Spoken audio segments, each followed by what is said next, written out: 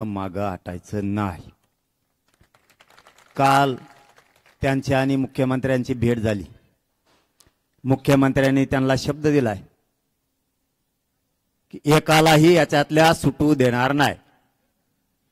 जेवढी साखळी आहे ती सगळी साखळी पकडली जाईल। या शब्दाला मुख्यमंत्र्यांनी शेवटपर्यंत खरं भरावं। याच्यातला आणि सोमनाथ सूर्यवंशीच्या हत्येमधला एकही आरोपी सुटला तर मात्र अण्णा सरकारची गाठ आमच्याशी आहे। आपण मात्र शब्द दिलेला आहे कुटुंबाला, जीवा जीव असेपर्यंत हा समाज तुमच्या पाठीशी राहील।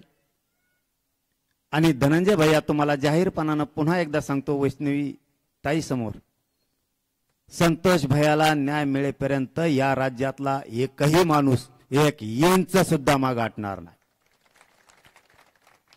मला फक्त एकच मुद्दा आता क्लिअर करायचा आहे। ह्या धनंजय मुंडेने जे प्रयोग सुरू केलेत, या धनंजय मुंडेने जे षड्यंत्र सुरू केलेत आणि ते जे लोकांना सांगतोय आता रास्ता रोको करा, मोर्चे काढा, आंदोलन करा, हे धनंजय मुंडेचं काम आहे, दुसरं कोणाचं नाही।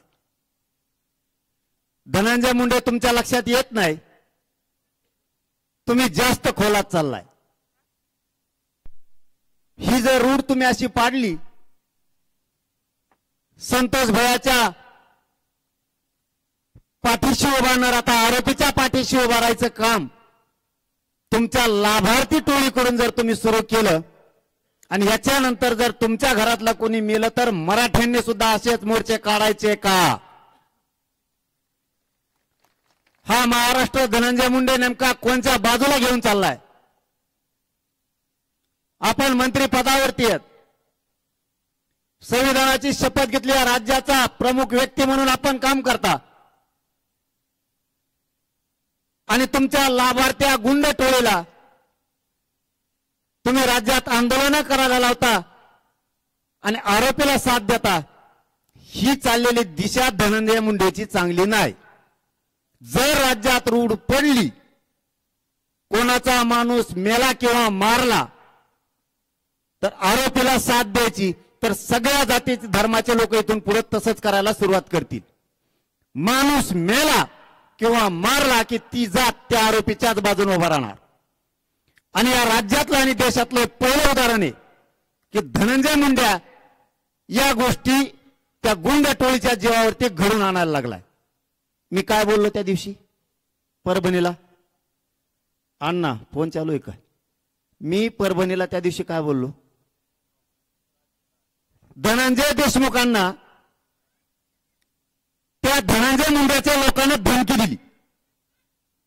या राज्यातले लोक म्हणतात जर संतोष देशमुखांच्या वेळेस त्याच वेळेस अॅट्रॉसिटी ऍक्ट दाखल झाला असता तर आपल्या संतोष देशमुखांचा खून झाला नसता।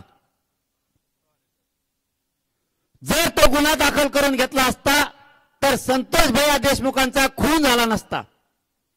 तसंच पुढे आम्ही सुद्धा डोक्यात आणलं, जर पोलीस स्टेशन मध्ये आरेरावी धनंजय देशमुखांना त्या धनंजय मुंडेचे लोक धमकी द्यायला लागले आणि आपण जर बोललो नाही तर तसाच जर हा खून झाला तर लोक म्हणतील वेळीच जनतेने सावध व्हायला पाहिजे होतं। तुम्ही धनंजय देशमुखांना धमकी देता, गुंडाला बोलायचं नाही, गुंडाला बोलायचं नाही।